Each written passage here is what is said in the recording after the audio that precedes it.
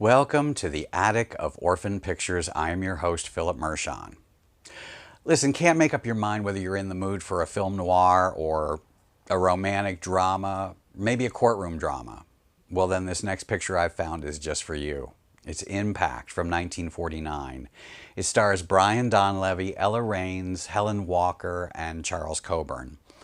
It was produced by the Popkin brothers for the United Artists banner, and it was directed by Arthur Lubin. I'm not going to say much about the story because I'd really rather you just take the ride, but we're going to dip down into the cast list for some folks I want you to watch out for. The first is the great Charles Coburn, who was a constant and welcome character face in nearly 100 movies from the late 30s to the end of the 50s. He's probably most remembered as the millionaire wannabe sugar daddy Piggy opposite Marilyn Monroe in Gentlemen Prefer Blondes. Or from his Oscar-winning turn as the meddlesome millionaire Benjamin Dingle in the wartime comedy The More the Merrier. It's funny, I always assumed with his cultured accent that he was British, but surprised was I to find out that he was raised in Savannah, Georgia. He plays a cop in this picture named Quincy, and he chooses an Irish brogue that, I'm sorry to say, abandons him from time to time, but he's such a charming ham that I'm willing to give him a pass on that. Also on hand is the never enough seen and always underutilized Anna May Wong. This beautiful Chinese-American actress was born and raised right here in Los Angeles, and in the 30s, Wong often wound up on best dress lists as her sense of fashion was impeccable.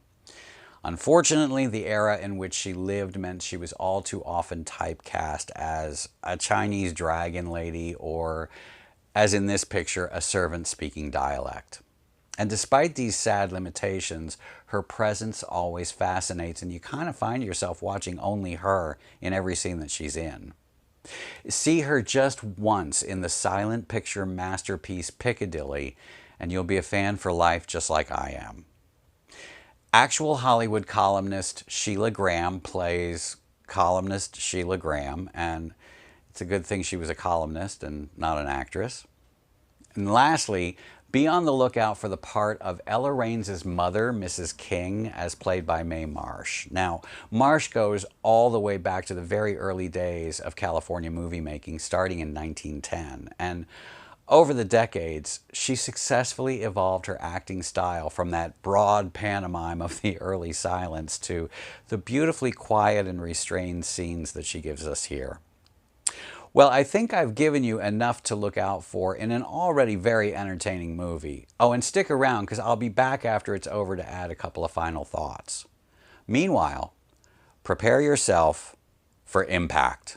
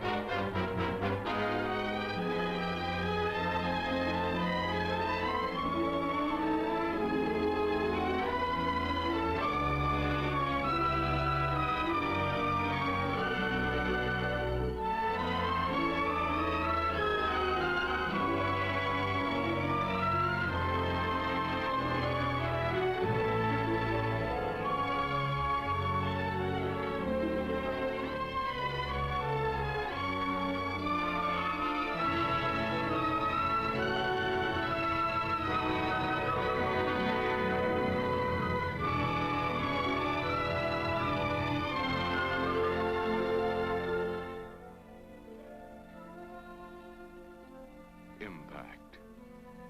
The force with which two lives come together. Sometimes for good, sometimes for evil.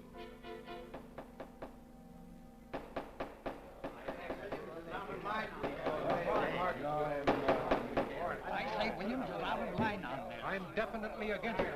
Seems to forget we have our stockholders to answer to. Phone Mrs. Williams, Della. Tell her to be ready in about an hour, and I'll pick her up. Yes, sir. You phone San Rafael and see if those papers are on the way over from the executive. Yes, sir.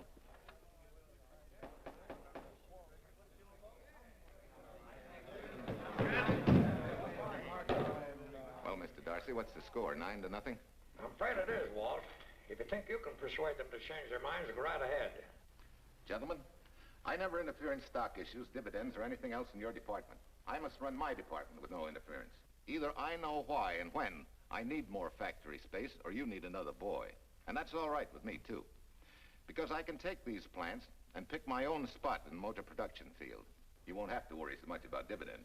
There won't be many. Hold on. I'm sure none of us want to lose Walt. Or our dividends. What do you say we take another vote? Now, all in favor of buying the 3 new factories signify by saying aye. Aye. Aye. Aye. Aye. And unanimous vote. Congratulations, Walt. Congratulate the board. They're the winners. Williams, if these factories are so valuable that other companies would jump at the chance to get them, how do you know that you can buy them at the price you quoted us? How do I know? I bought them this morning. Good morning. Della, I was asked to rush this up for Mr. Williams. Get my wife, Della? Your maid said she'd gone to the dentist. I gave her the message. Oh, fine. Oh, this just came. Thank you. What about those papers? They're here. Burke's checking them now. Good.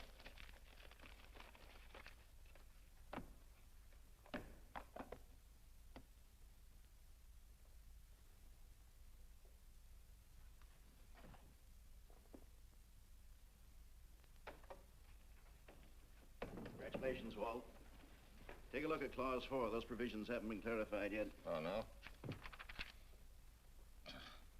I wanted to leave for Tahoe right away. Get Judge Deering on the phone, will you? Never mind. I can get faster action if I run out to San Rafael myself and stick with him till they're right. Yeah? Mrs. Williams on 3. Oh, put the blueprints of that new diesel in, will you? I want Jackson to see him. Hi, Duchess. I'm afraid now we won't be able to leave till about 5 o'clock. What? You're not going with me, but I counted on it. But I thought as soon as Dr. Harris took care of whatever it was, I'd feel better. I don't. Stupid thing still aches, and I certainly wouldn't be a very desirable driving companion. No, seriously, darling, you run along and buy your little factories and hurry home. I'll send you back to the office. And cheat me out of my goodbye kiss? Not a chance. I've got to drive over to San Rafael. I'll stop on the way. Love me? Bye, dear.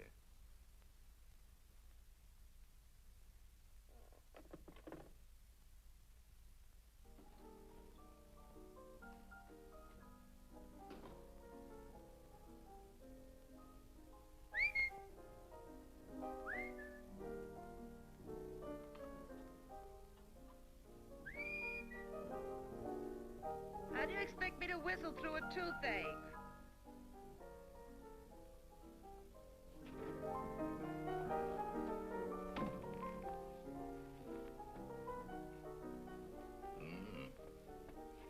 Nothing in the whole world smells as sweet as you do, Duchess. Certainly don't feel sweet. I was grouchy as an old bear. Well, old Doc Williams can give you something to fix that. Close your eyes. Relax a minute. Take a look at that, see if you don't feel better. Oh, Walt. Oh, darling, it's beautiful.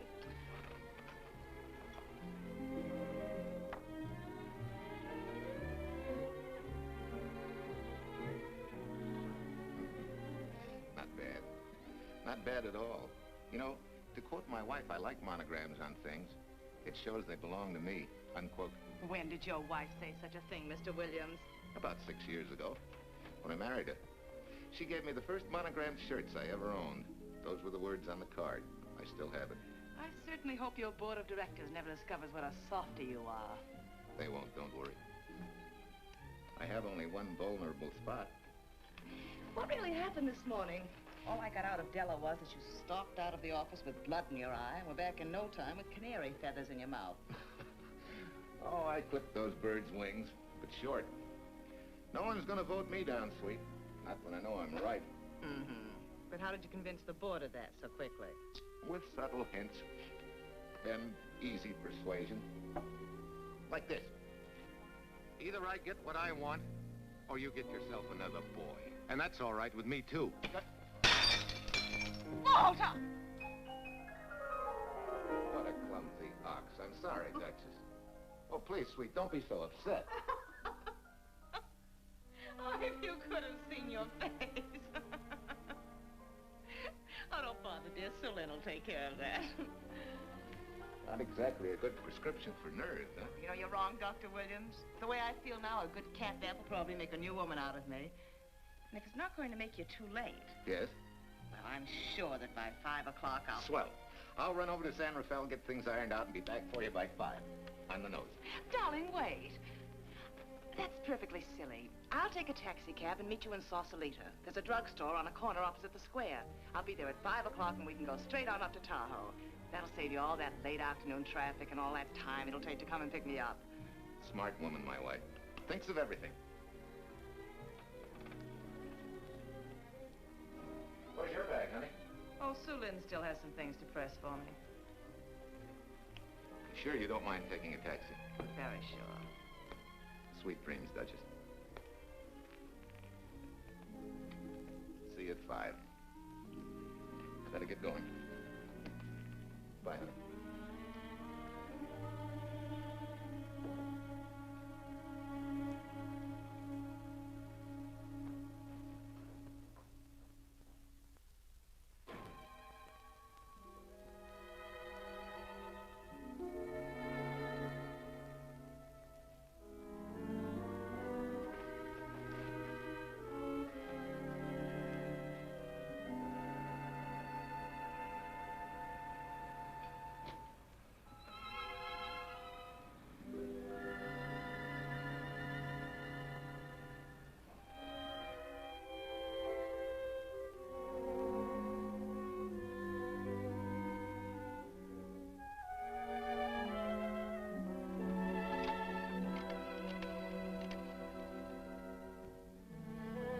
Long distance?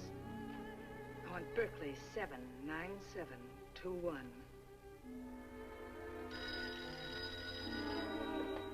Hello. Ah. Hiya, beautiful. Yeah.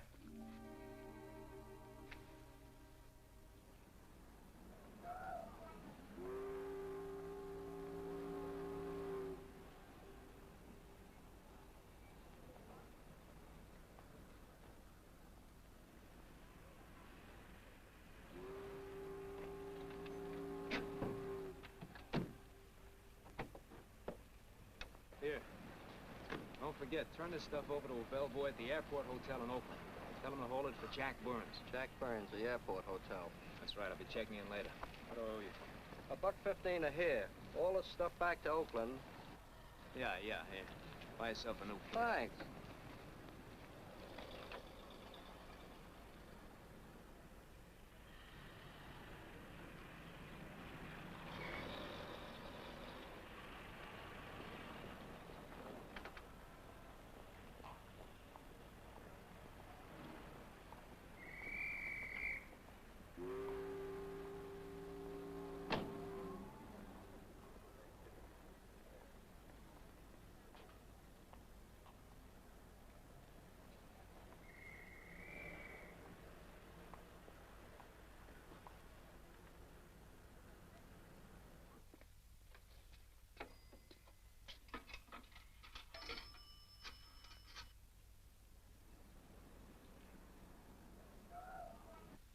Hey, where's that new woman who was going to meet me? It's after 5 o'clock. Oh. Gee, I was so sure you were going to be okay. Maybe you better get yourself another dentist, huh? Of course I understand, honey, of course. Just to prove it to you, I'm coming right on home. No, you really mustn't, darling. I'm going to be perfectly all right, really. And besides... Besides what? Well, I've done something you're not going to like. You remember Aunt Margaret back in Illinois? You mean the old gal in Evanston? I'm a way ahead of you. How much? Well, it isn't money this time. It's another relative. Her favorite nephew, Jim Torrance. All of a sudden, right out of the blue, just after you left, he telephoned me from Berkeley. Okay, Judge, I'll see him when I get back. Well, you don't understand, dear. You're going to see him right away. I'm what? Well, all he seemed to want was to be able to get back to Illinois, so I... So you buy him a ticket. That's easy. Well, it isn't. I offered to, but he got huffy and said he didn't want any handouts, and... Well, without thinking, I told him we'd pick him up and give him a lift as far as Denver. I won't say I'm getting exactly an even trade for you, but where do I find this guy? Well, he should be there right now. I told him to be on the lookout for a cream-colored roadster, just in case we failed to recognize one another after all these years. Oh, darling, you're such a lamb. Are you sure you forgive me? What do you think? Well, I'd better run along or Cousin Jim might get nervous. Take it easy, sweet, and miss me, will you? I do already. Don't drive fast. And please take care of yourself. Softy. Goodbye.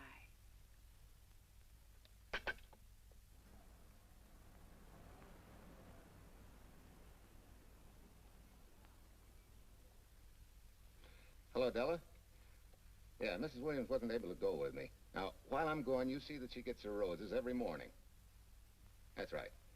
But this time on all the cards, put love from Softy. Yeah, S-O-F-T-Y.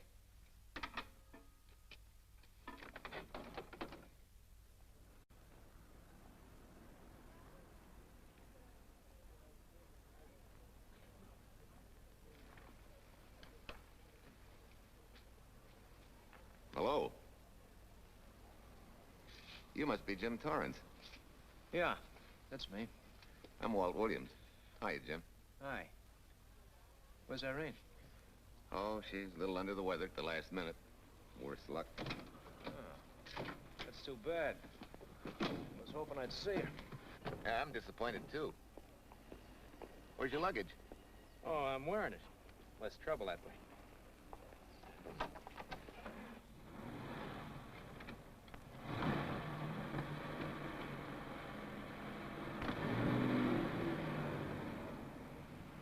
Irene tells me you're heading for Illinois. Yeah. Going been a little rough, huh? Haven't exactly been worried about my income tax. What's your line, Jim? Oh, guess I'm a better salesman than anything else. You know, I can give you a couple letters when you get back to Chicago. It might help you. It's fine. Little in with the top brass never hurts. What outfit were you with? Patton's Third Army. How was it? Rough. Except for the time in Italy. I kind of liked it there. Patton's outfit never got to Italy. Of course. But most civilians never know or care, and I figured you didn't either. Well, I fooled you that time.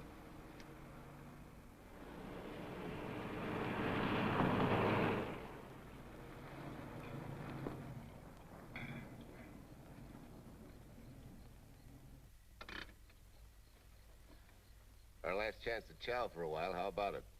No, thanks. I grabbed a hamburger while I was waiting for you. I can still taste the harness.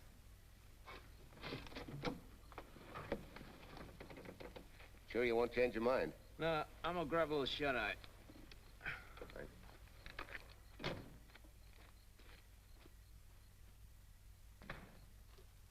Chicken sandwich and a Coke. One chicken sandwich. Chicken sandwich coming up.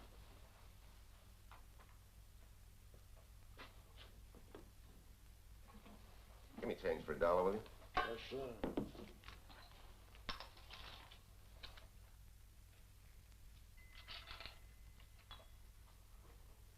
Thanks.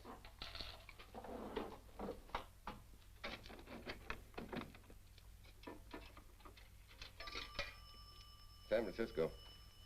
Klondike 2, 6714.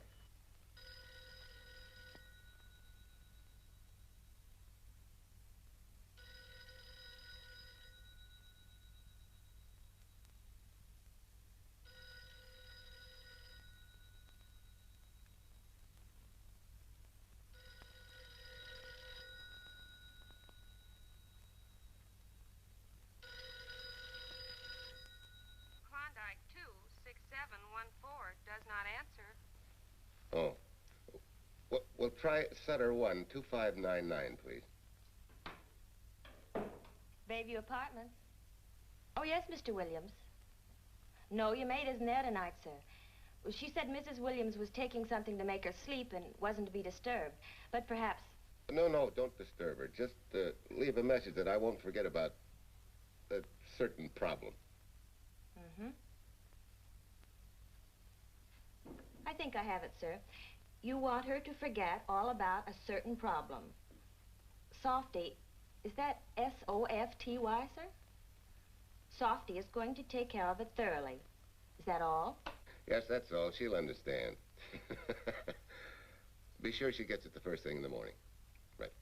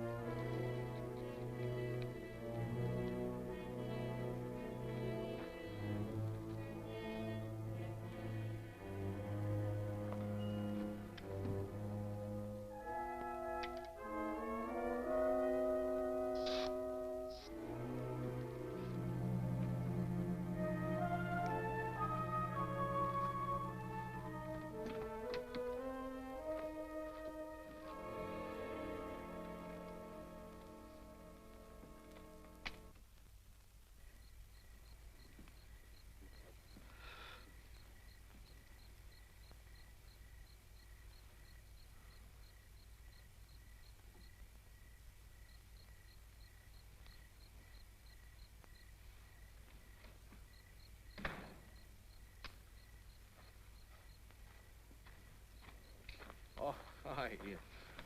It's been so long since I've been behind the wheel of anything but a Caterpillar or a Jeep, I had to find out what a real buggy feels like. Why don't you drive for a while? Oh, swell. Nothing would suit me better.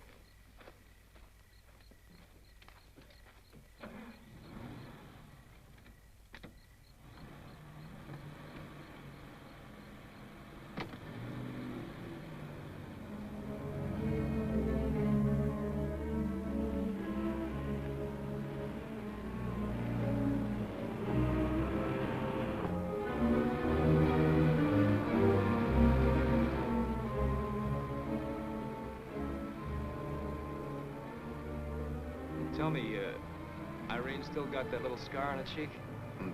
That one she got from the fall? Yeah. You can hardly see it now, though.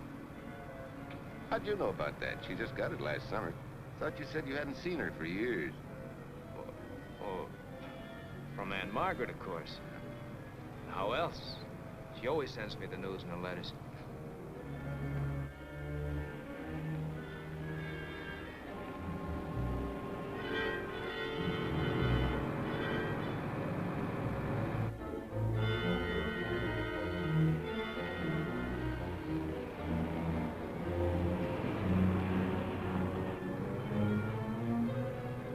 Guess your Aunt Margaret will be pretty happy to see you.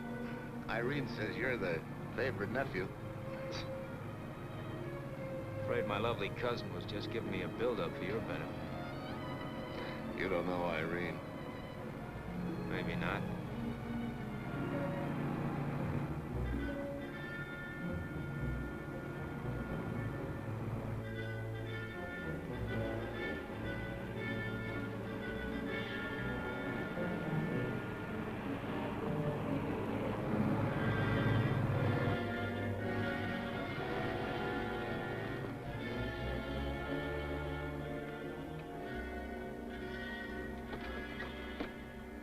What's the matter?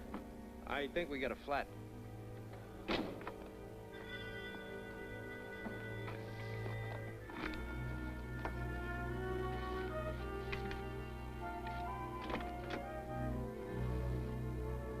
Yeah, flat as a flounder. Well, let's get to work. Hey, look out there, young fella. It's quite a drop.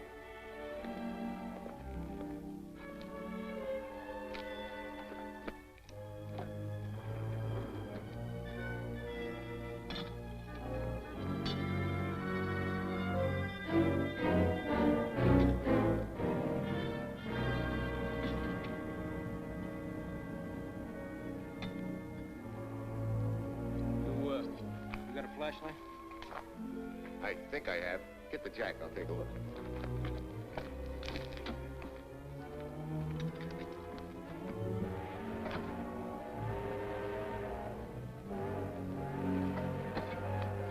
Did you find it? Yeah. Yeah, it won't be long now.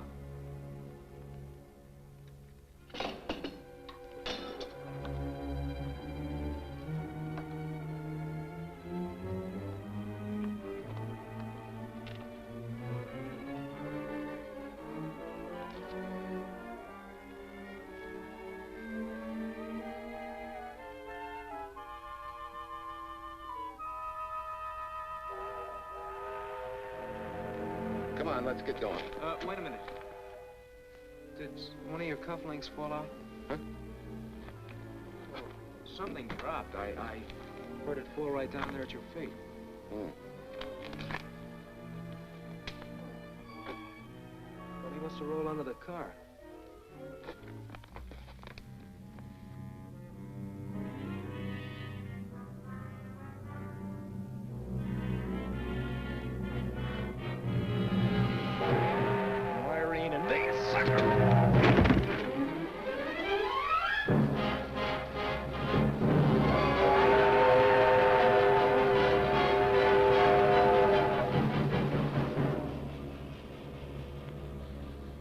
Hello?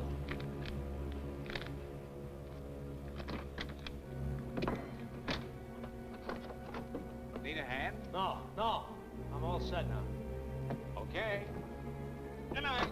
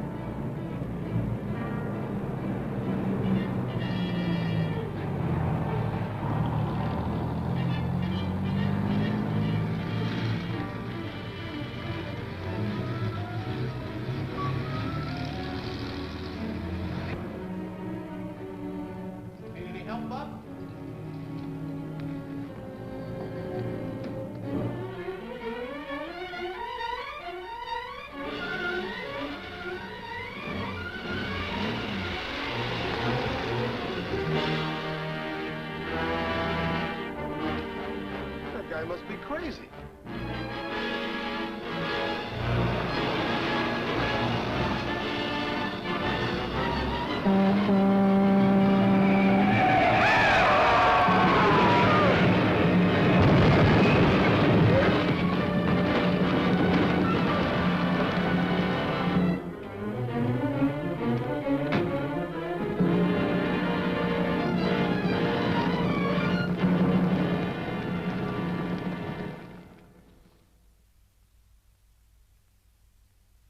Now, in case my husband should be late and have to rush for his plane, this will be taken care of. Thank you.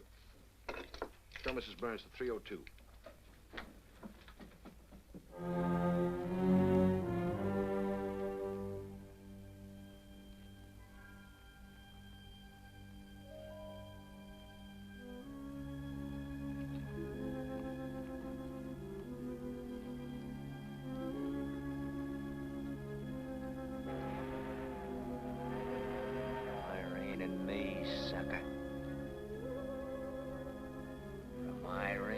me, sucker.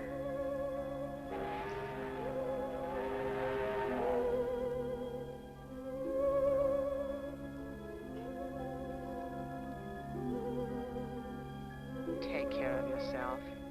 Softy. Softy.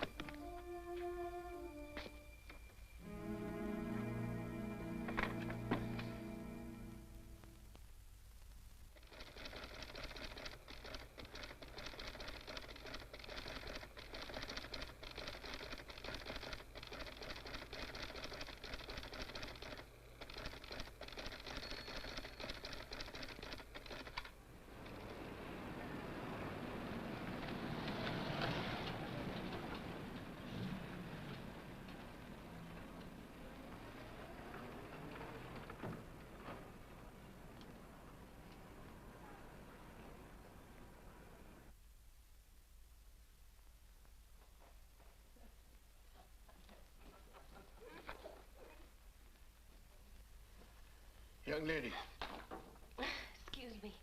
I want to see Mrs. Walter Williams.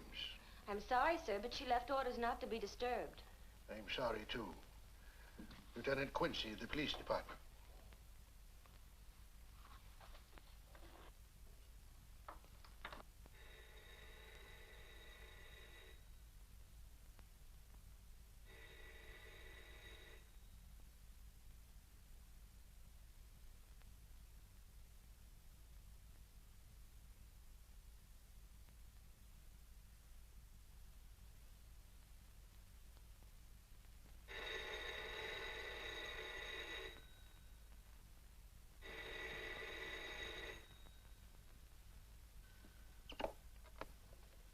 Hello? I thought I left orders not to be Oh, I see. Ask him to come up, please.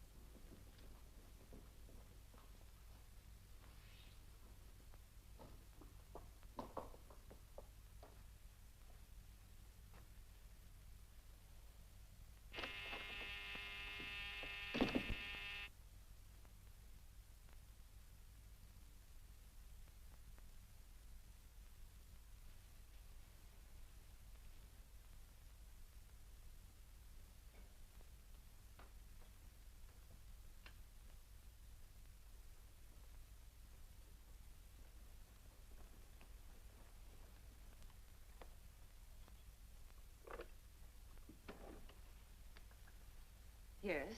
I'm Lieutenant Quincy with the police department. I'm sorry to disturb you at this hour, but... may I come in? Of course.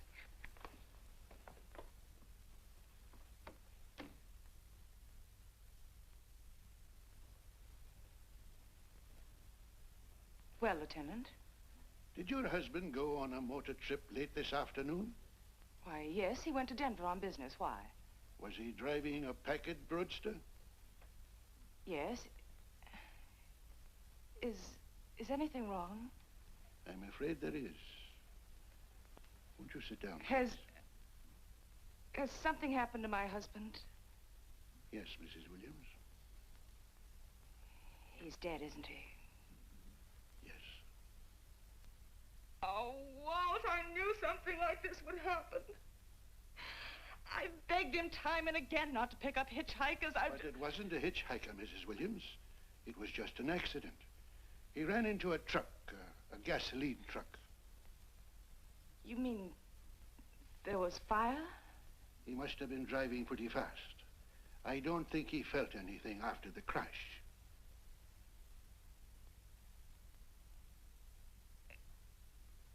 If there's nothing more you need me for, Lieutenant, I think I understand. And may I say you've taken this with a great deal of courage. Good night, Mrs. Williams.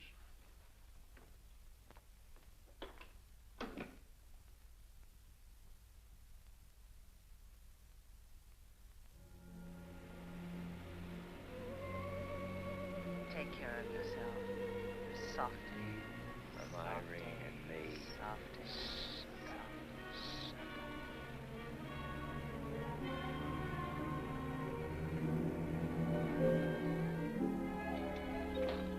Ready? Yeah. That Williams must have been quite a guy. Yeah, he went to work for Universal Motors as a sheet metal worker. Mm-hmm. Less than 10 years, he's their top production man. Well, he sure went out in a blaze of glory. Yeah. Let's go.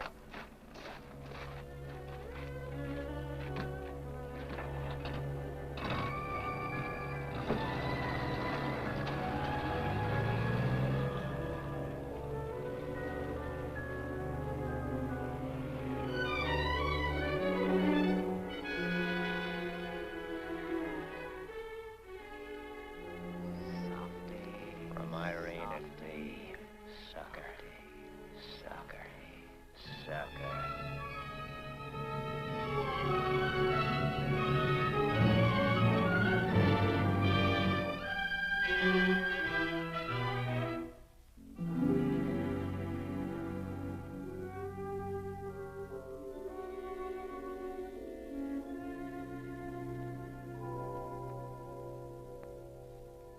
Well, could Mr. Burns have taken a later plane and still made connections for Mexico City? I see. Thank you. Yes? It is some telegrams for Tai Tai. Just put them under the door, Sulin.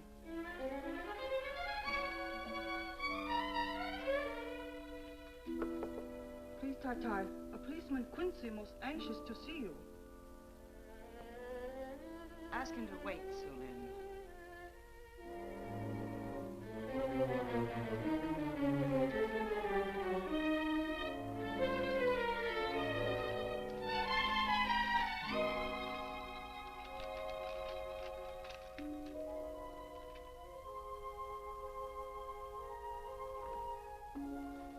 Mrs. Williams will see you presently. Well, wait, please.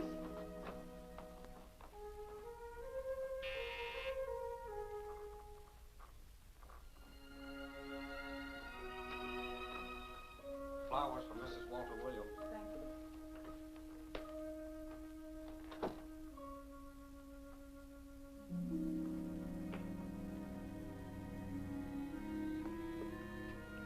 Roses like Mr. Williams always sending when he's away. You seem to have been very fond of Mr. Williams. Sulin is honored to have served him 5 years, and he... I'm sorry to keep you waiting, Lieutenant. I wouldn't be disturbing you again if it wasn't necessary. And I would be keeping you but a moment. You're being very considerate. Won't you sit down?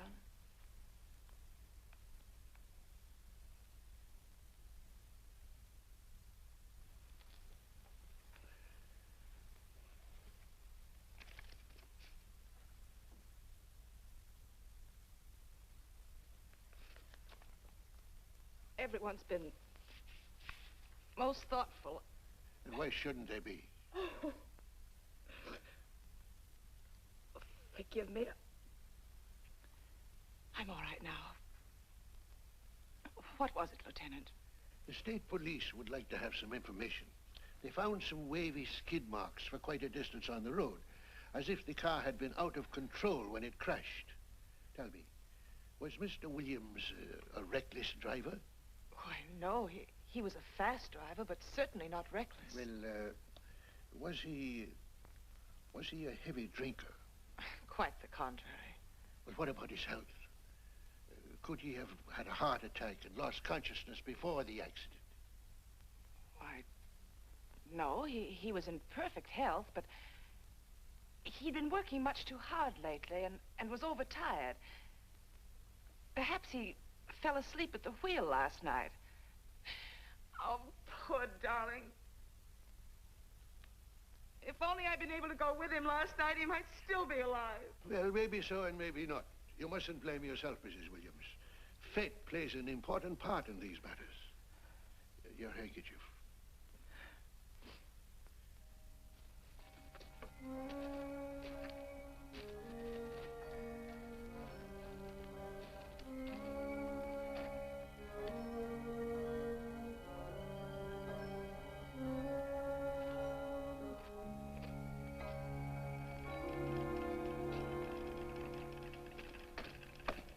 When's the next train to San Francisco?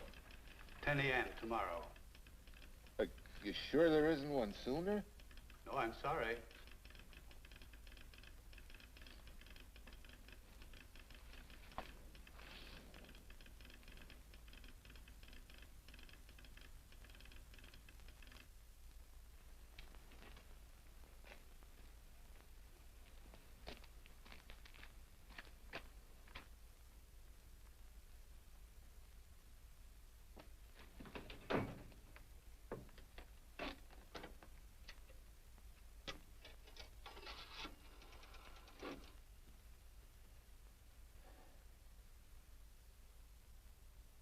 We have a circuit now, sir. Evanston. Calling Mrs. Margaret Hubbard's residence in Evanston. One moment, please.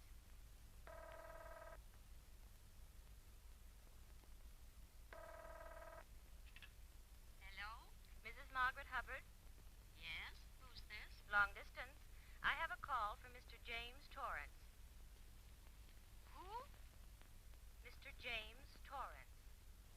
He's her nephew, Jim Torrance. The call is for your nephew, Jim Torrance. I haven't any nephew, and I don't know any Jim Torrance. Sir, Mrs. Hubbard says she doesn't know what James...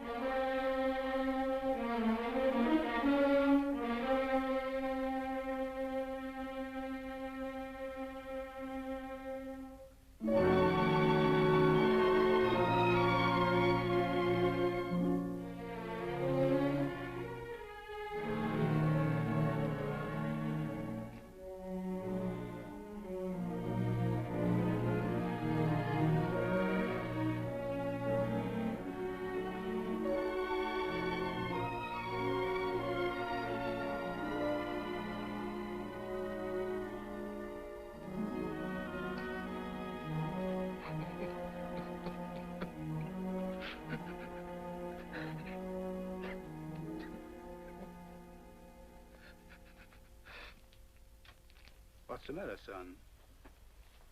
Looks like you need a doctor. Doctor? I can't leave the station, but old Doc Bender's just across the road there. Yeah. Doctor? Think you can make it? Yeah. I'll make it.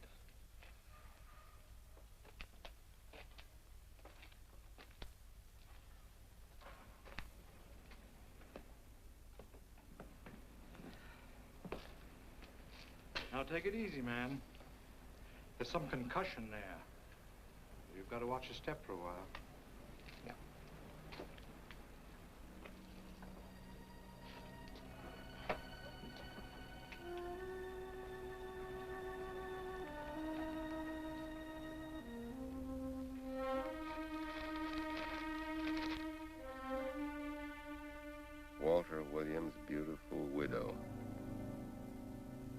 her own request, sat alone in the family alcove during the service.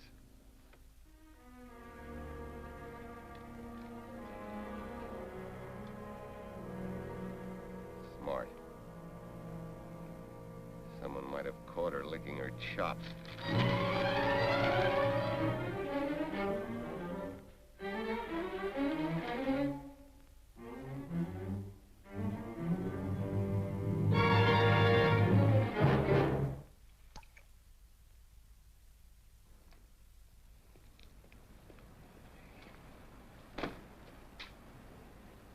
Hey, what's that? Walter Williams. Walter Hey, ain't that the guy that... For the love of Mike, what's that briefcase doing here? He's dead. They did him a dirty trick if he ain't. Hey, now, wait a minute. Don't touch it. We better turn it over to the police.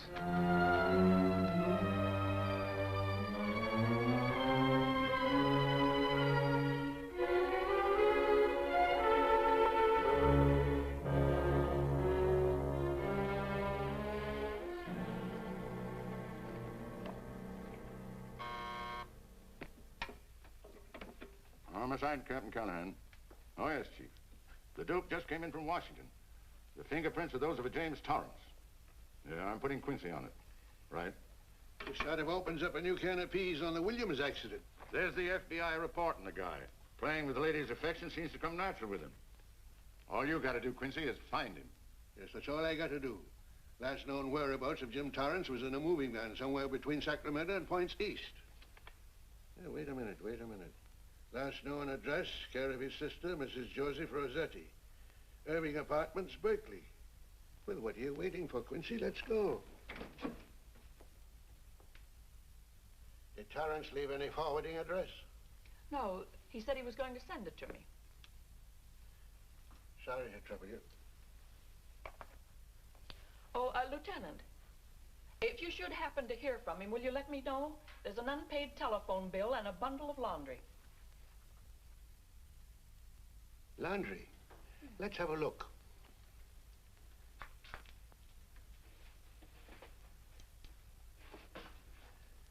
I may have to take this along with me. Not without a receipt, you don't. You mean you don't trust the police? In my business, you don't trust anybody. Mine, too. Holy St. Valentine's Day. Look, he had the same thing on his shirts, too.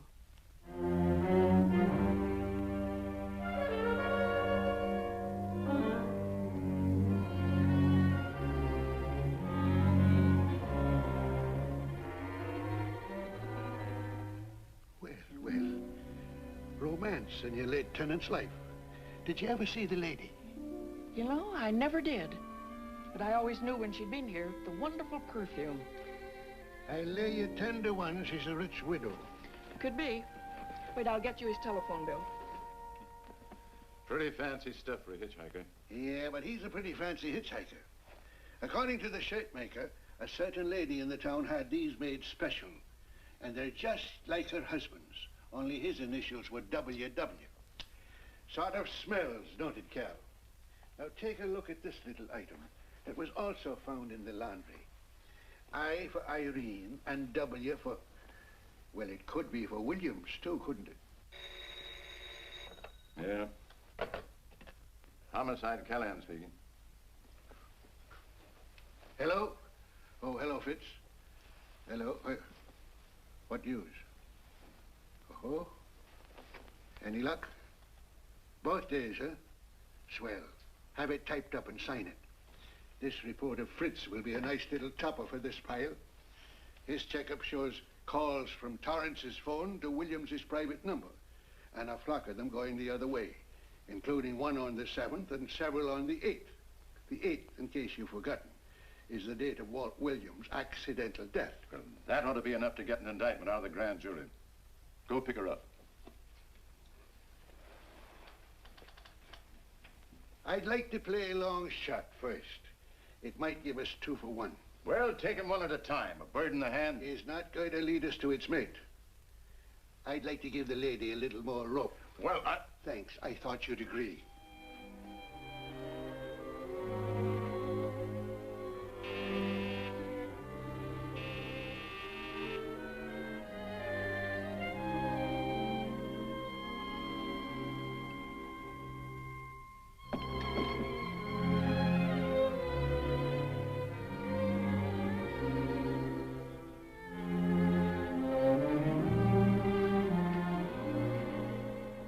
Lieutenant, you just caught me. I'm glad.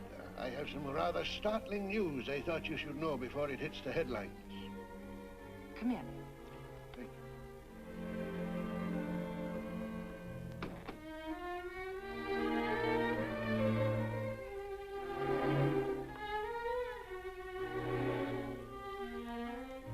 Sit down, won't you, Lieutenant? Thank you. I'm very anxious to hear about this news. It seems that your first hunch, remember, that a hitchhiker was responsible for your husband's death? Well, Mrs. Williams, you may have been right. Why, I don't understand. Your husband's briefcase turned up in Kansas City yesterday in a moving van that had stopped at the scene of the accident that night. Apparently, the murderer made his getaway in it. That explains the wavy skid marks that made us suspect your husband was ill or unconscious at the time of the crash. Yes, I suppose it does. And by now, the man is probably out of the country and never will be found. Don't you worry, Mrs. Williams. There were fingerprints on that briefcase. And as soon as we get the FBI report from Washington, his identity will be known and his description sent out on police broadcast. Oh, we'll find him all right. But just now we're keeping things quiet so the murderer will feel safe until we are ready to close in on him. Yes, I can see the wisdom of that. Yes, I thought you would understand and cooperate. As soon as we know his name, it is possible that you might recognize it as someone with a motive. There's that possibility. You know I'll do everything I can to help. I'm sure of it. Now I'll run along. You'll hear from me. I'll let myself out. Don't bother. And don't worry. Good day.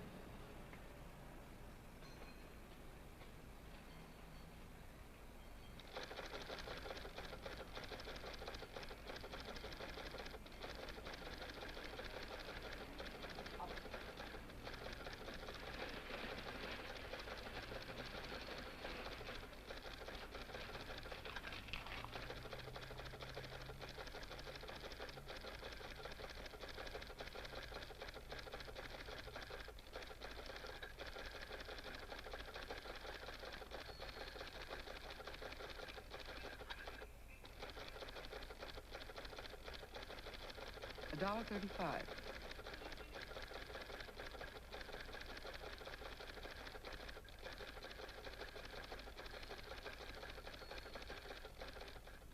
See, everything after the letter J in the first name has been obliterated by heavy writing over it. The only impress letters legible are those between words or before them, like RNS at the end of this name here, and the Hotel Santa here before the word Evanston. Well, Tom, don't you think it's about time you retired? Why, there isn't even evidence there of Mrs. Williams' intent to communicate with Torrance. And who do you think she beat a path to the telegraph office to wire to? The League of Decency? I'll tell you what I think, that you should have brought her in when I first told you to. By the time you get her now, she'll have figured out a way to tip Torrance off. He'd be that much tougher to find. Not unless she's tipped him off from your office. Ernie's got her on ice waiting for you.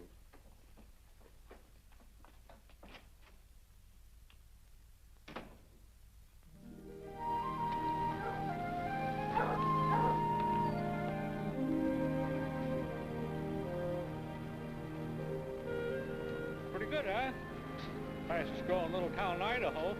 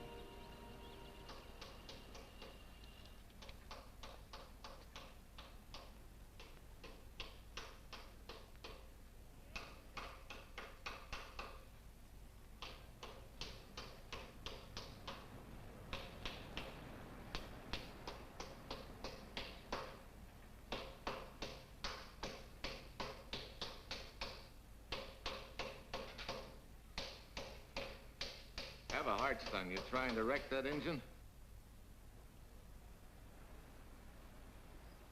Oh. Sure.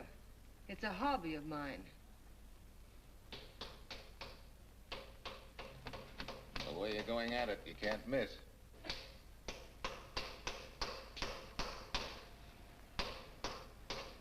Here. I just can't let you ruin that beautiful motor. Start her up.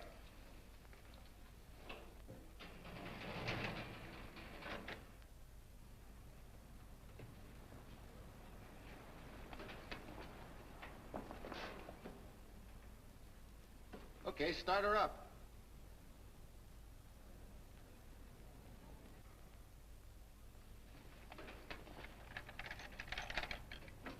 Shut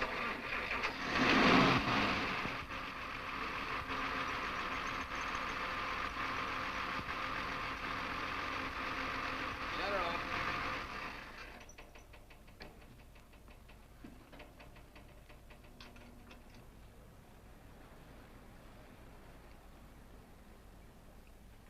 You're certainly not a mechanic by trade.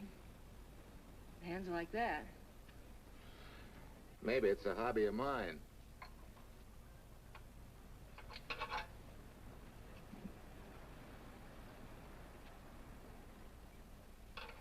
Gee, what happened to your head? Perhaps I was talking when I should have been listening. Okay? Okay by me. Thanks a lot, Hill. So long, Marcia. Bye. He's all right now. You better lay off though till the boss gets back. I'm the boss. I guess the new cars are a little bit over my head. Now, with a jalopy, it's different. Aren't there any mechanics around here you can hire?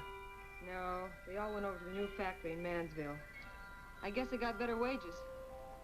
Tough break. Yeah. How much do I owe you? Oh, forget it. Well, I'll be shoving along. Well, at least have a cook in the house. You might as well. Marcia, can I use your phone a minute, please? Sure, help yourself, Uncle Ben. Never rains but what it pours. 650, please.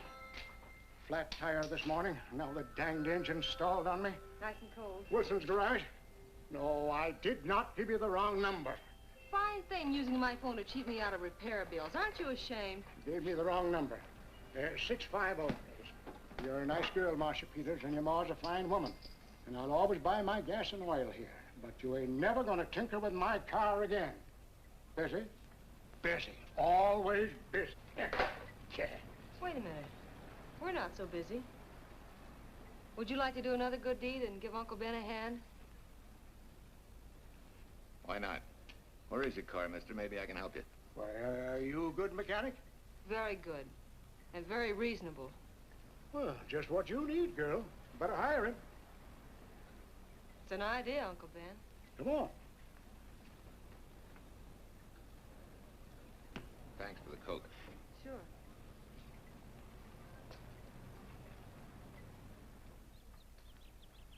Well, I got Uncle Ben fixed up all right. Nothing but a sticky carburetor valve. Bye. I hope he paid you.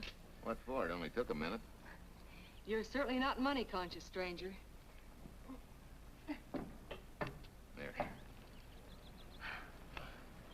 This is no kind of work for a girl. Well, somebody has to do it if I want to stay in business. And I want to.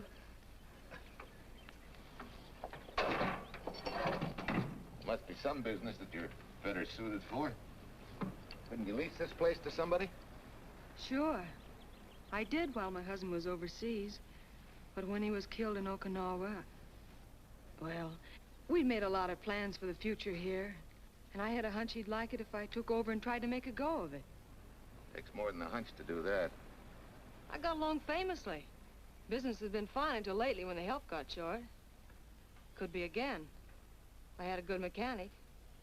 Yeah. You sure need one, all right. Well, for Pete's sake, say yes or no. Do you want the job or don't you? You mean you'd hire me without knowing anything about me? You can repair automobiles. What else do I need to know? Except your name. Well? Why not? Sure. I'll try it for a while till you get someone permanent. The name's Bill Walker. Okay, Bill, it's a deal. And maybe if business gets real good, you'll want to stay. Well, don't count on it. Where does this go, on the rack? Yeah.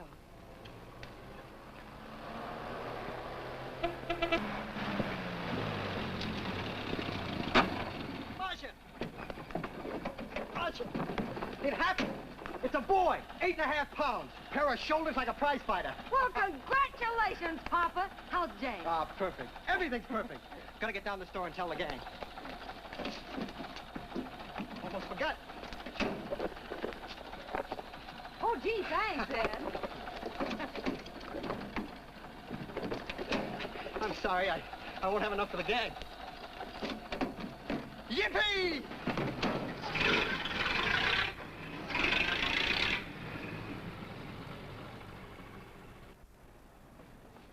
Maybe you can use this token from the slightly delirious new father. Thanks. Say, we haven't settled the matter of wages yet. Maybe I can't pay your regular salary. Suppose we leave that open till you find out how much I'm worth to the business. Doesn't seem to be any business right now. Might be a good time for me to get rid of this beard and find a place to board. We live right next door. I'll go ask Mom. She'll know of a place. Sort of a peaceful house. I noticed it this morning.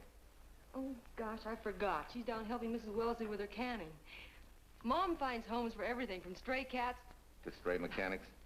Well, you're not a stray anymore. I'll go phone.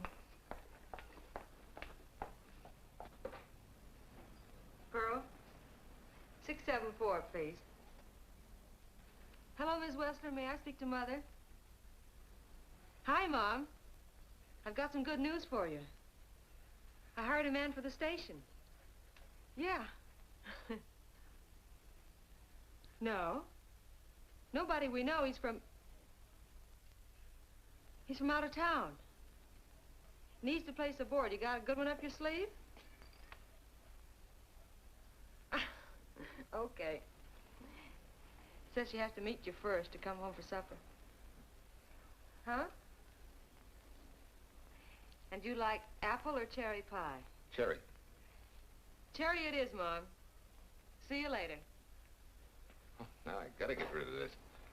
Hey, where's the nearest barber shop? The one and only, just up 2 blocks. Tell Judd you're working for me. When you get back, we'll close up and go home. Thanks.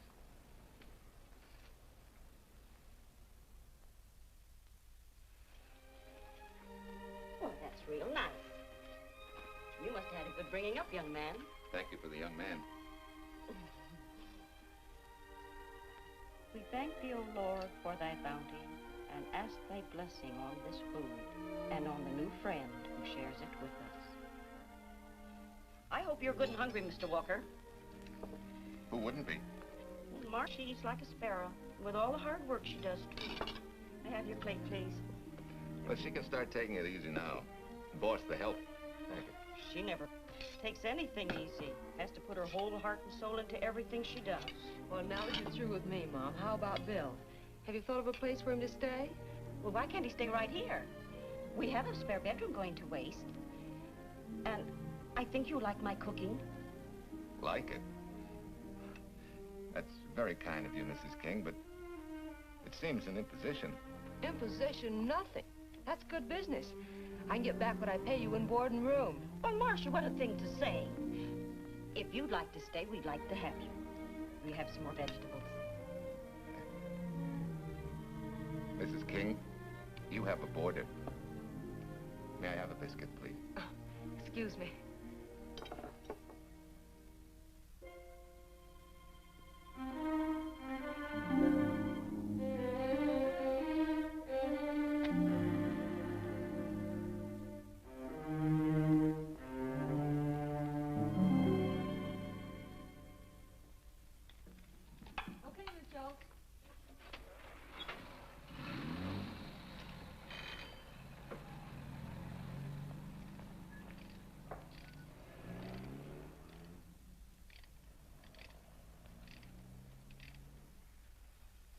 It's wonderful the way tools seem to come alive in your hands.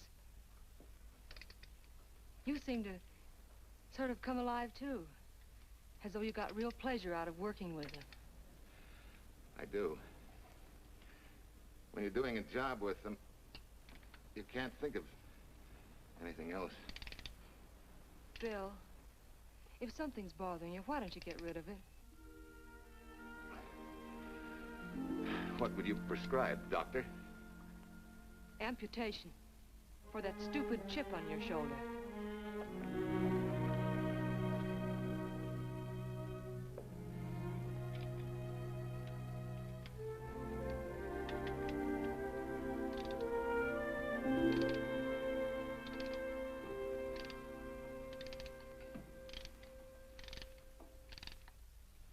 What you need is a ring job.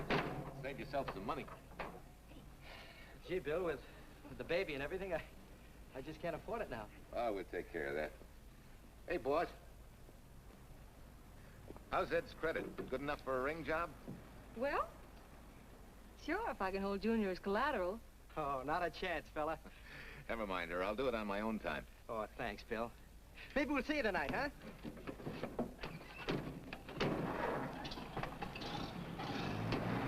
Some shoulders, huh? Yeah. Some father, huh? Bye, Marcia. Bye, Marcia. Bye. Nice kids. Hey, was Ed clowning about their being hard up? No. Things have been pretty tough for him ever since he got out of the service. Fix a car for him, Bill, and only charge him for the labor, okay? Then he gets it for free. I'd already figured on knocking that off. Say, we could make it an anniversary present. Anniversary of what? Junior's arrival, and mine, 3 months ago today. Time certainly flies. That was a lucky day when you came to MP service. Your work's been bringing in a lot of business. I'm glad of that. Hated to have fallen down on Mom and you. Say, look, boss, why don't we three celebrate tonight and go to the movies? Ed said he and Jane were going. Well, that lets Mom out. She'll be babysitting. I'd love to go, Bill. I haven't been in ages. Here's your opportunity. Go to work.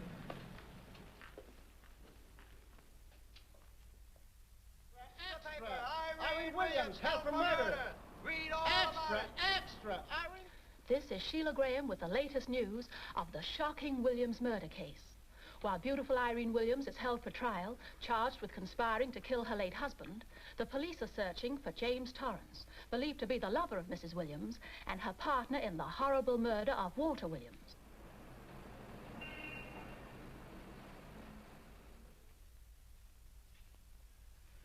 If I'm handling your case, my dear Mrs. Williams, I want 1/3 of everything you get. You're out of your mind. You don't realize what I'll get as Walt's widow. Perhaps you don't realize the spot you're in. Torrance's fingerprints were found not only on your husband's briefcase, but, in a manner of speaking, on your reputation as well. There's a detective named Quincy, a very smart cookie. He isn't exactly for you. Frankly, Mr. Warner, I'm beginning to wonder if my attorney is for me. Underestimating the enemy's ammunition would scarcely be wise. Now, if we can get to trial before Torrance is found, they'll never get a conviction. But... But what? if he shows up, we may have to fry him. Oh, no. Let's not cross that bridge until we have to. But if it comes to a choice, we're not going to burn, are we?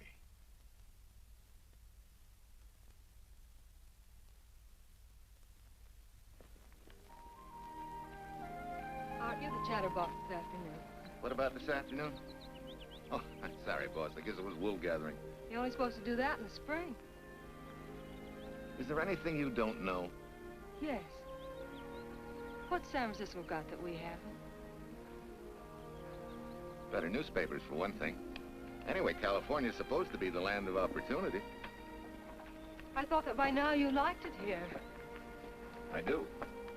Very much. It's a good town. Nice people. Swell boss. Thanks. We like you, too. No fooling, Bill. You'd be surprised how many people ask questions about you. What kind of questions? Oh, where you came from, do you have any family, and do you like it here, and are you going to stay? Al Knox asked me at the movie last night if you wanted to join the volunteer fire department. Just interested, friendly things. I suppose it is natural for people to wonder about a stranger who moves into their community, like I did. You know, I've been thinking, maybe it wasn't such a good idea, you and I going to the movies last night. It's all right being seen in the station and here with Mom, but... Oh, you get used to that in a town this size. They're always trying to marry people off. You just ignore it, and after a while they forget about it. I'll go get cleaned up for supper.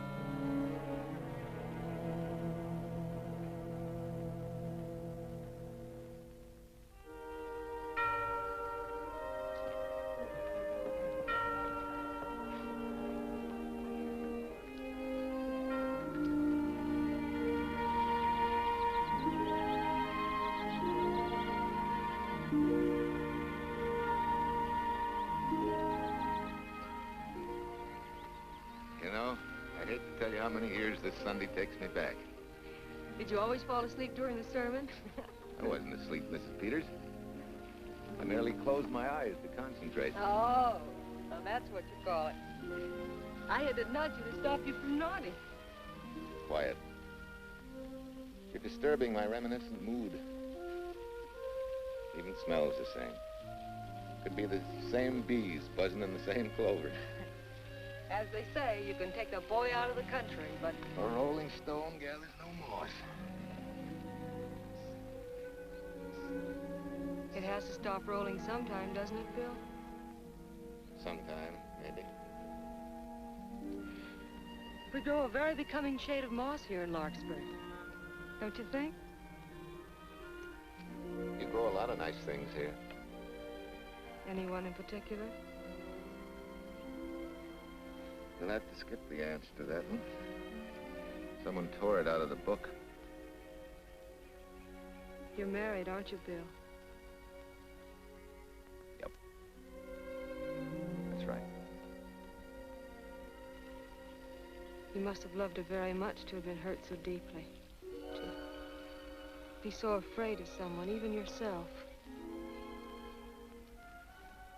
Maybe it's better that way. Then no one gets hurt. Bitterness and hatred hurt everyone. Can't you see, Bill? They're like a wall that shuts out all the sunshine from a garden and lets everything wither. Make room in your heart for something else, can't you? I guess this is my day for sermons. Sorry. As Mom would say, you never get rich minding the other fellow's business. Hey, that's a flyer. I'll be seeing you.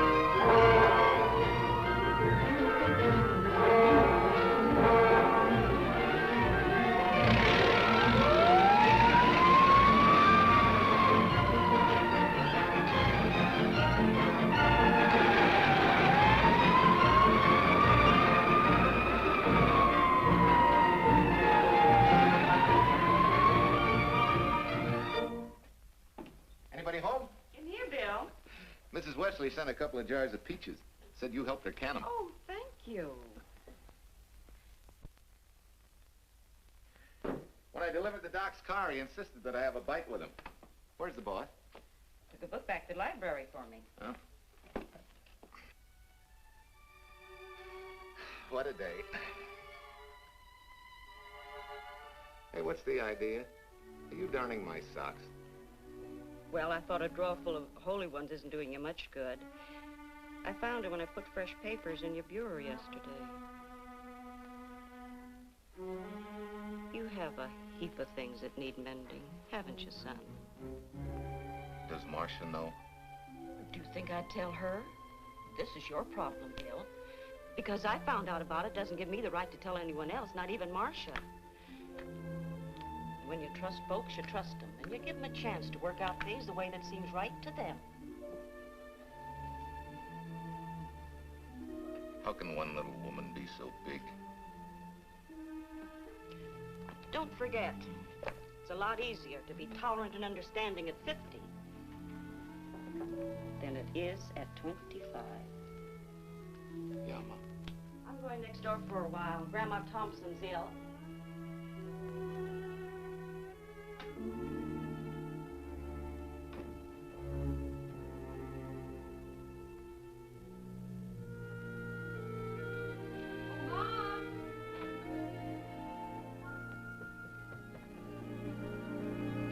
Bill, are you home?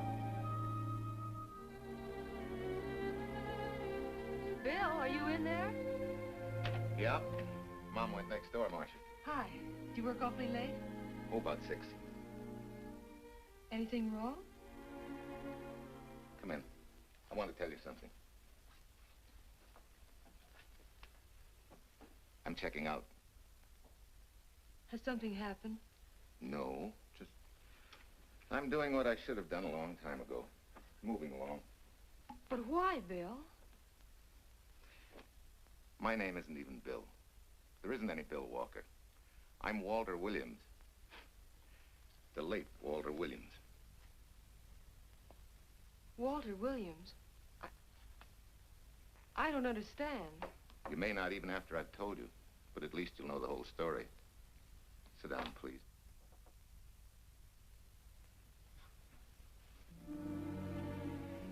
Finally, Larkspur. And you. From there on, you know. I'm glad you're going back to make things right. Going back? Wild horses couldn't drag me back. What are you going to do about your wife? Nothing. You're going to let her go to trial for murder? Oh, no, Bill. Why not? She tried to kill me, she and her cousin. But they didn't. Who says they didn't? Let them try and prove it. No matter what your wife did, she can't be tried for something that didn't happen. Oh, Bill, can't you see? You bet I can see. She deserves everything she's getting. Sorry part of it is they'll never convict her. No, Bill. The sorry part is you're not big enough to take a hard jolt to your pride and to your ego. Sure. It hurts to be tricked and cheated by someone you loved and believed in. But that doesn't give you the right to take justice into your own hands, to trample on the hearts of others and walk out on life. A barren, frustrated boyhood. A marriage to a woman who accepted my love, yet despised me so thoroughly she resorted to murder. I'll never think of our moments together without nausea. I feel stripped bare, degraded. Because you've closed your mind and heart to everything else.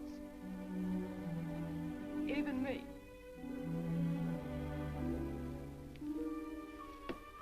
Oh, Bill, please. Don't destroy the one chance we have for happiness. We haven't got a chance. Doing the right thing never works out. I know. In this world, you turn the other cheek and you get hit with a lug wrench. Forget me, boss. Try and forgive me.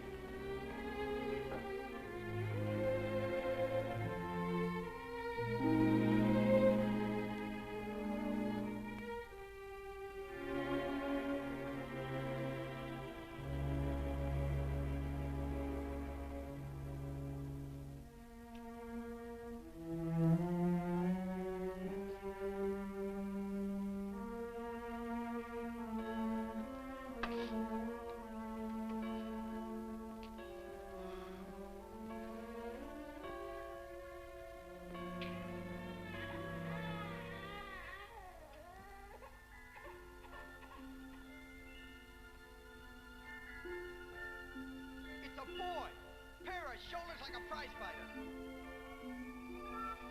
You know, I hate to tell you how many years this Sunday takes me back. You have a heap of things that need mending, haven't you, son?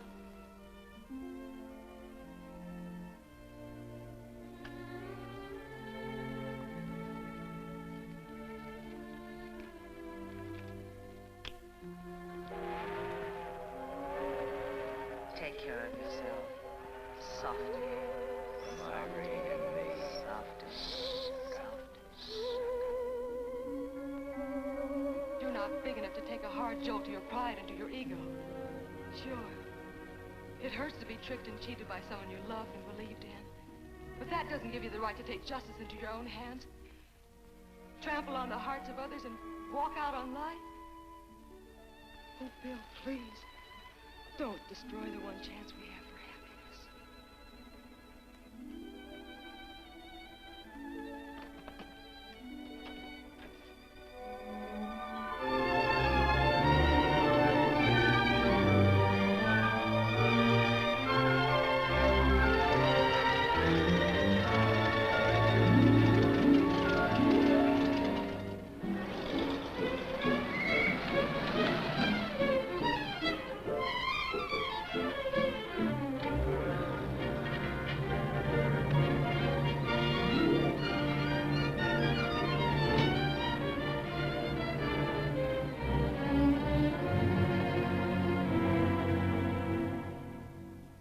Mrs. Peters was kind enough to come along to substantiate at least the Larkspur portion of what I've told you. Very thoughtful of you, Mrs. Peters. Mr. Williams, when you read in the newspaper that the hitchhiker who attacked you had been, well, a close friend of your wife's for some time, it must have been a great shock to you. I didn't come here to discuss my emotional reactions, Lieutenant. If you need me for anything further, Captain, my office will know where to reach me. Let's go, Marshal. Just a minute, Mr. Williams. We'll need your signed statement for the grand jury when we ask for your wife's release. It won't take long to be typed. Yeah? All right.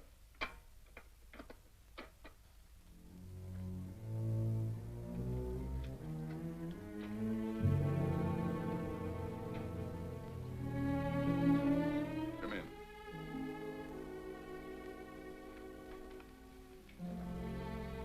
Sit down. Mrs. Williams, we have news for you. Really? I can scarcely wait.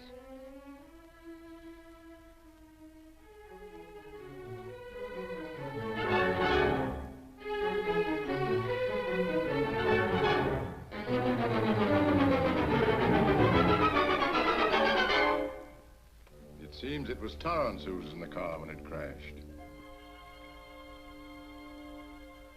Jim? Dead?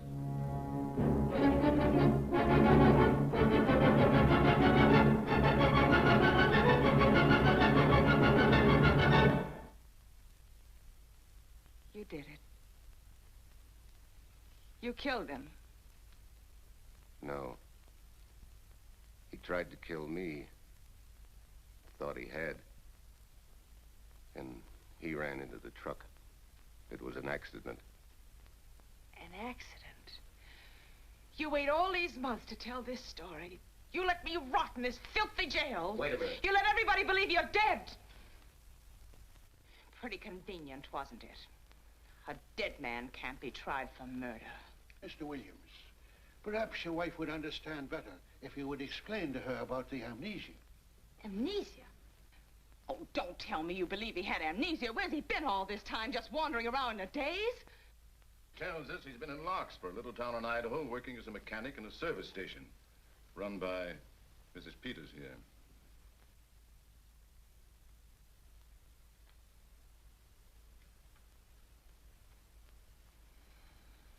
I understand perfectly. Now that my chance for happiness is dead, I suppose you'll demand the divorce I begged you to give me so that I could marry Jim. That's fantastic. Yes, isn't it? After you telling us that the man you picked up was a perfect stranger. Well, that's not true. The time and place for meeting Jim had all been arranged. I must advise you There's a law that a wife can't testify against her husband. There's a law against murder, too, but that didn't stop him, and nothing's going to stop me until I'm through. It's all right with me, Captain. Go on. Talk your head off.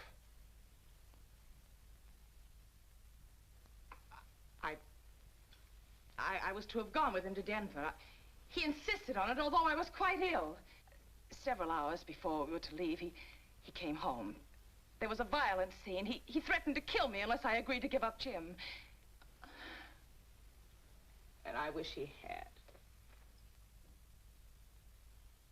This is incredible. Not one word that she has said is true. Then you've nothing to worry about. Mrs. Williams, was there a witness to the threats you mentioned? No. Unless the maid overheard. She was in the apartment. In fact, she picked up the pieces of the vase that he threw at me. Where's she now? I don't know. She left me suddenly after all this began. Please, could the questions wait? I feel rather ill. Will you have Mrs. Williams ready for the grand jury at 10 o'clock tomorrow morning? That's all.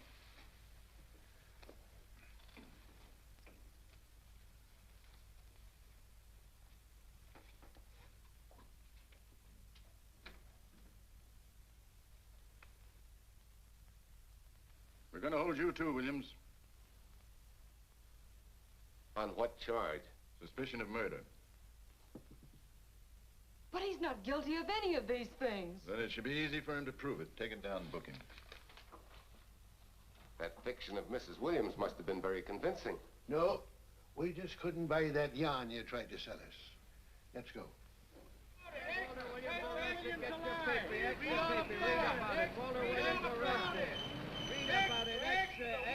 What's the White Freed and murder charge? Extra, get your paper. Walter Williams charged with murdering White Bubba. Extra, get your paper. Irene Williams goes free. Husband held. Extra, get your paper. White Freed and murder charge. Walter Williams charged with murdering White Bubba. And Daly's going to cover Williams' office. Okay, boys, hop to it. I want all I can get by 10 a.m. tomorrow for the grand jury.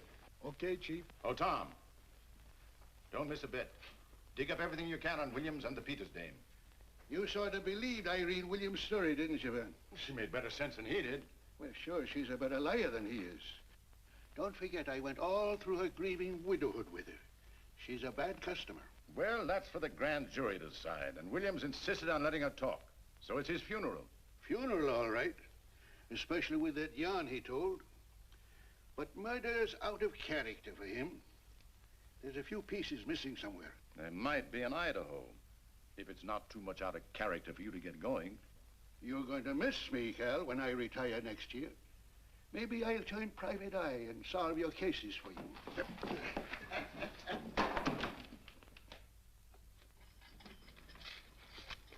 Hiya, Williams. Mr. Williams? Thanks. Got a deal from the bottom here, don't you? Sorry, Williams. Okay, Williams.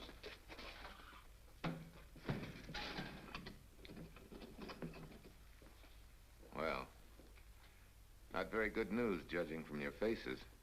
Well, Walt, the grand jury returned indictment against you. Mrs. Williams was released.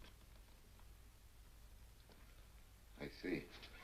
Now, don't you worry, Walt. We'll have you back at work where you're needed, and in short order. Come on, Eldridge. There's a visitor waiting far more attractive than we old fogies. We're just leaving, Mrs. Peters, but remember, don't hesitate to call on me for anything. Thank you so much.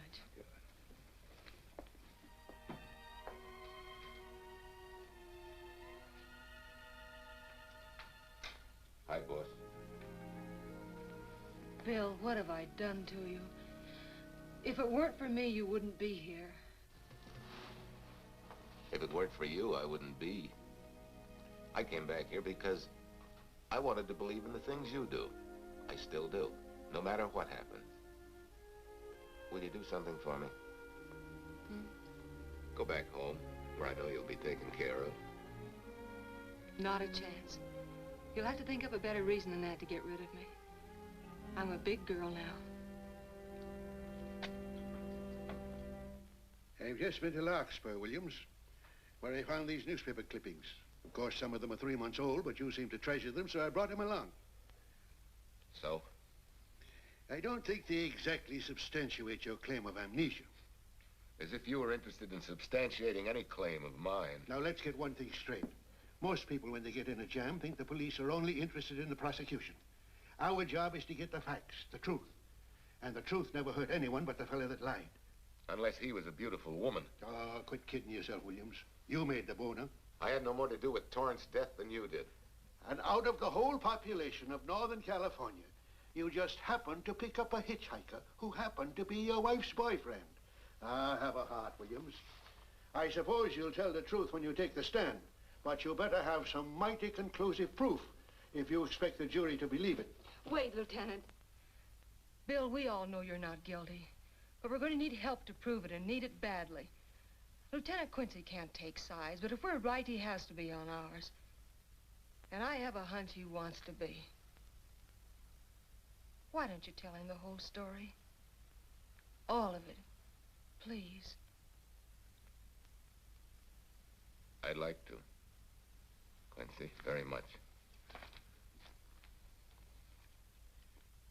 Guess I should have told the whole truth in the first place. But I wanted to clean this mess up with as little scandal as possible.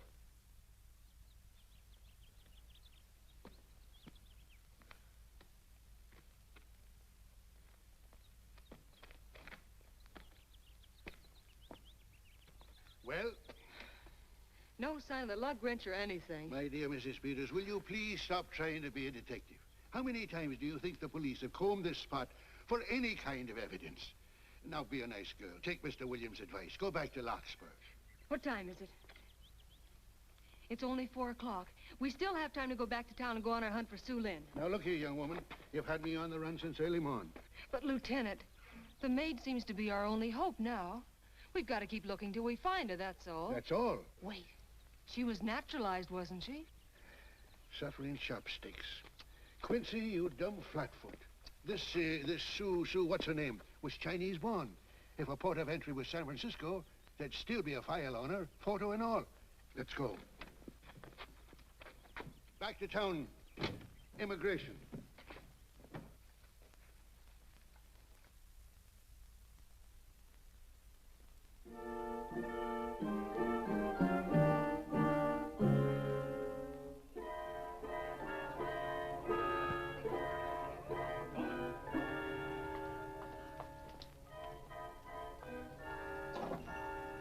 The council has given us the right lead.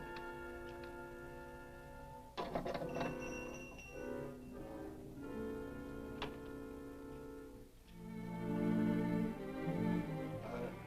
you Arsing?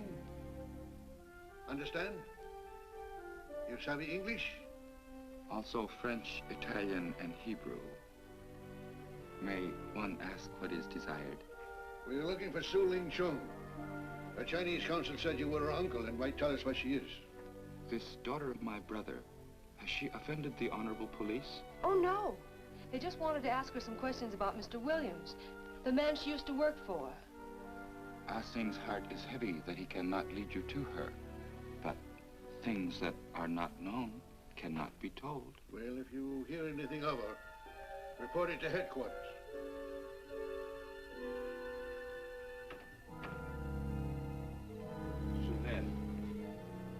Untruth is not good for soul, and not wisdom when told to policemen. Better for the soul to be kind than to be wise. Su Lin must keep silence to help in this matter.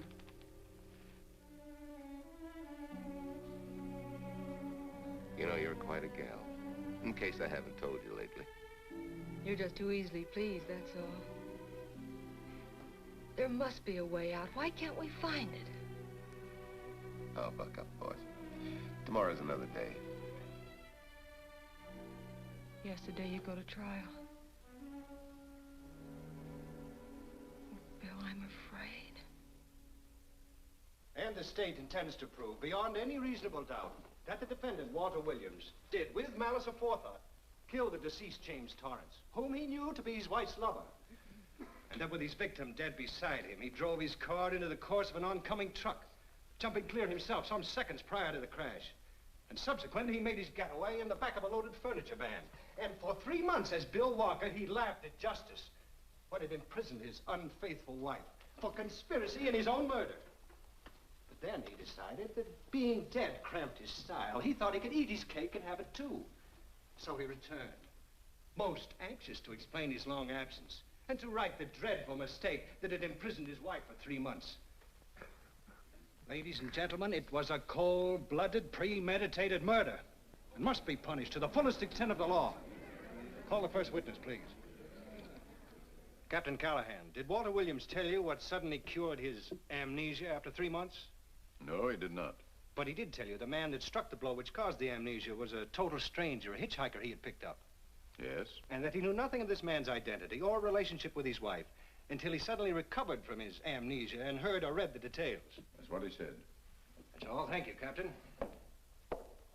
Your witness, Counselor. No questions.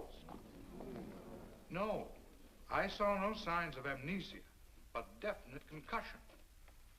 He was a bit evasive in answering questions, but not vague or unsure. In your opinion, Doctor, could this head injury have been caused by a fall? Yes. If the head had struck on some object, such as a stone or a metal pipe. That's all, thank you. Your witness. Dr. Bender, are you familiar with a tool known as a lug wrench for changing automobile wheels? I'm afraid I am, sir. I've had a regular epidemic of flat tires lately. Well, then, in your opinion, could this head injury which you treated have been caused by a blow from a lug wrench? Yes. It could have been caused by that, too. Thank you, Doctor. The ones with the earliest dates, you will notice, are heavily creased, as though they'd been carried in a wallet or a coat pocket. Thank you. Lieutenant Quincy, will you kindly tell the court where you found these newspaper clippings? In the bedroom occupied by Mr. Williams in Mrs. Peters' home in Larkspur, Idaho. Is this your handwriting, Miss Revere? Yes, sir. And that's the message, at least our record carbon of it. Would you read it to the court, please? June 9th, 8:32 p.m. Message for Mrs. Walter Williams, Penthouse D. Mr. Williams called, said he wants you to forget all about a certain problem, that Softy is going to take care of it thoroughly. Was there any other conversation? Well, I just asked if that was all, and he said, yes, she'll understand, and sort of laughed as if it were a joke and hung up. Some joke killing the wife's boyfriend. Head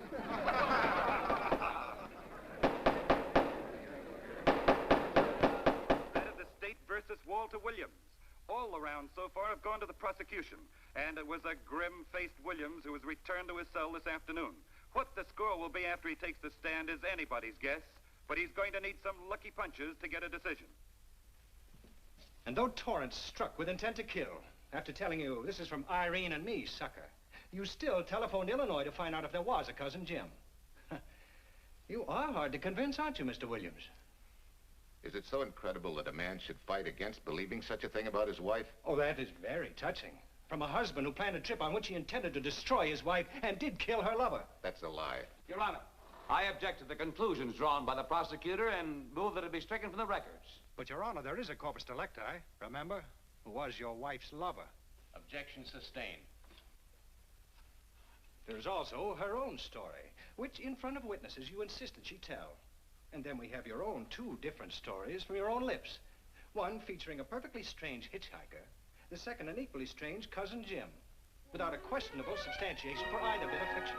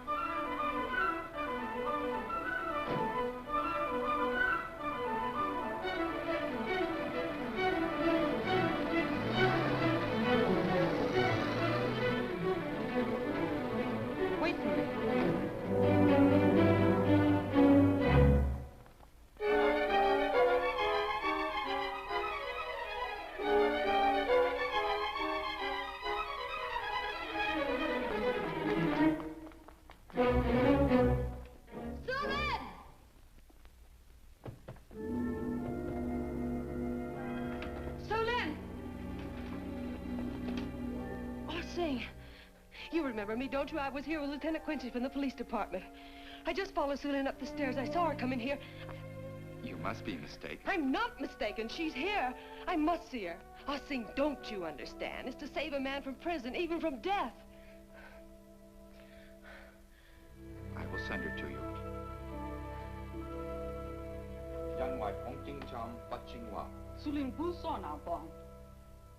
Oh, Sue Lynn, we've been looking for you all these weeks.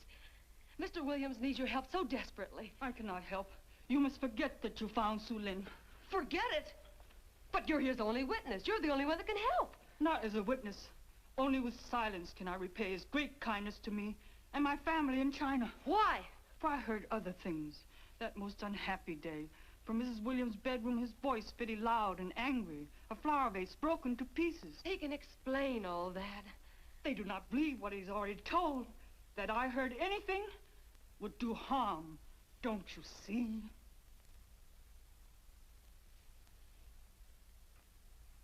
Yes. Much sorrow comes from women who know not honor and truth. And Mrs. Williams, she was not true even to that Torrance man. What made you say that? That night when he was killed, her sickness was but wall of falsehood, behind which she could go secretly to a meeting place. You mean she went out that night? Sue Lynn, are you sure? Yes, because next morning in her bedroom I found street shoes that had been worn. Her coat on the closet floor with the sleeves turned inside out as though removed hurriedly. And in one pocket, a door key to some hotel. Sue Lynn, that's it. Proof that she and Torrance had planned to meet that night after he killed Mr. Williams. What hotel was it? Oh, I don't remember. The key. What did you do with it? Returned to coat pocket. Come on. We'll get to Lieutenant Quincy. He'll know what to do. And pray, Sue Lynn, every step of the way.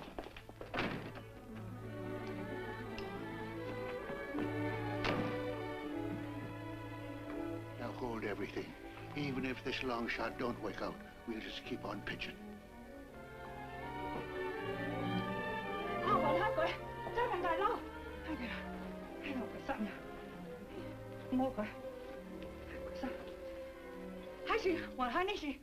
Here it is, yes. Room 302, Airport Hotel, Oakland. Maybe we got our miracle. A special little Chinese one. It is to hope that Sue Lynn was of small help to Mr. Williams. Oh, Sue Lynn. Come on, Copper. Next stop, Oakland. A certain little lady's hotel rendezvous. I was on night duty then, all right, but I sure don't remember a looker like this. Quite a dish, eh? A little too highly seasoned for my digestion, thanks. Lieutenant, just found a couple of cars for room 302 on June 9th. George Baxter, checked out at noon. Mr. and Mrs. J. Burns. Room not slept in. J. Burns. Burns. Look, Quincy. The handwriting on the card is identical to that on the photograph. And here's a little boy, the same thing. The cover-up telegram to Aunt Margaret. Now look at the impressions. J here, and here RNS. J. Burns. That's the name she started a telegram to. Room not slept in. Say, I got that dame pegged now, Lieutenant. She said they'd be out of the room by midnight as her husband was catching a plane.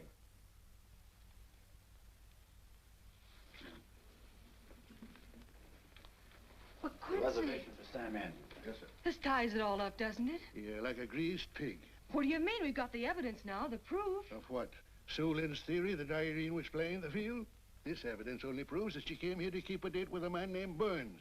We can't even prove that he didn't keep the date. But you know he didn't. There wasn't any Burns. It was only a name that she and Torrance used. Fine. If you can prove that, Williams will be free. But none of this will prove it. Sorry, Copper, but we are just up another blind alley. Willie? Yes, sir. There's a couple of sample cases from Mr. Sam Andrews. Came up from the station this morning. Take them to Parlor B right away. Sure thing, sir.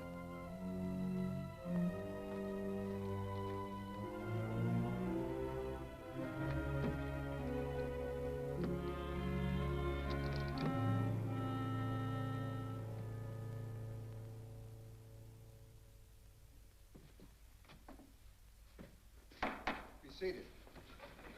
Case of the state versus Walter Williams. Proceed, Mr. Eldridge.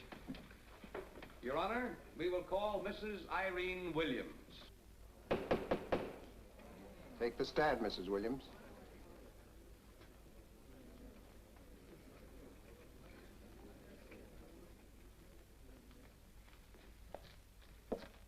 Raise your right hand. You solemnly swear the testimony you're about to give in this cause to be the truth, the whole truth, and nothing but the truth, so help you God? I do.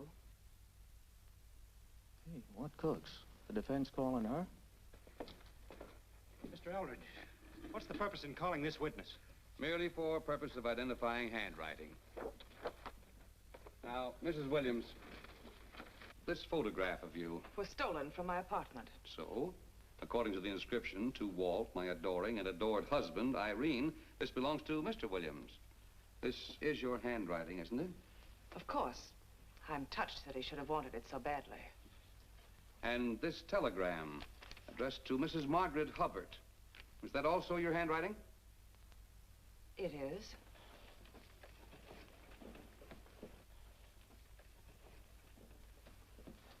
Now, Mrs. Williams, this photograph is inscribed to Jim, my adoring and adored Irene.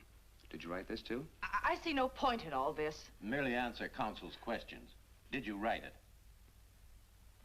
I did. And these letters addressed to Mr. James Torrance, did you write them? Yes.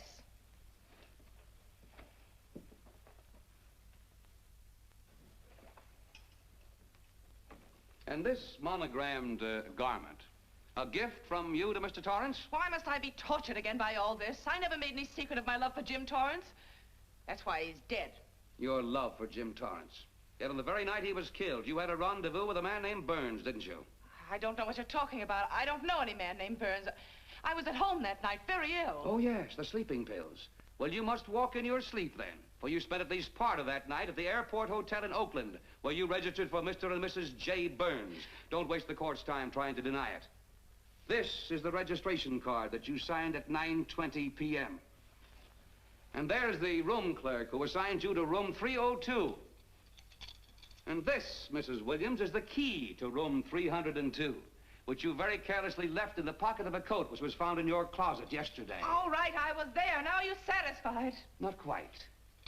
This J. Burns, Mrs. Williams, was his first name Jack? Yes. Have you been in contact with him lately? No. How long since you've seen or heard from this Jack Burns? Well, I don't know. I don't remember. You bet she doesn't remember, because there isn't any Jack Burns, and there never was. That was an alias for Jim Torrance.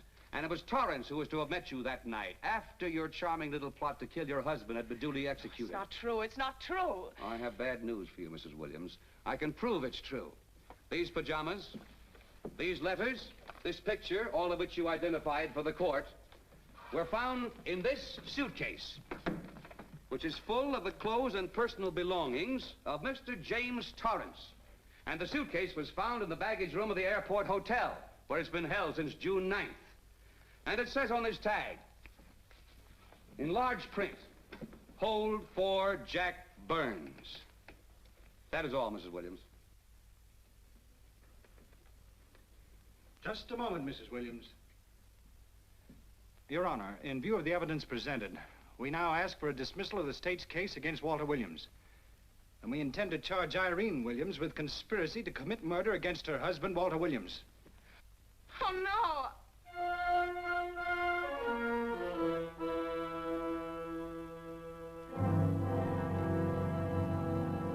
The case against Walter Williams dismissed. Court adjourned until 2 o'clock.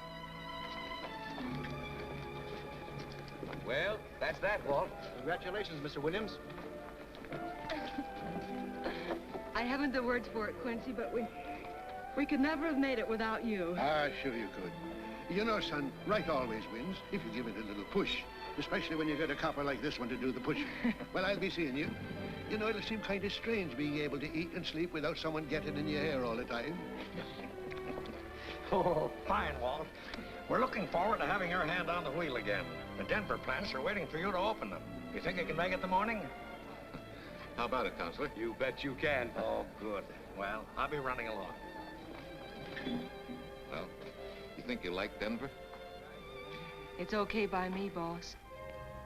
Yes. Impact. The force with which two lives can come together. sometimes for evil, sometimes for good.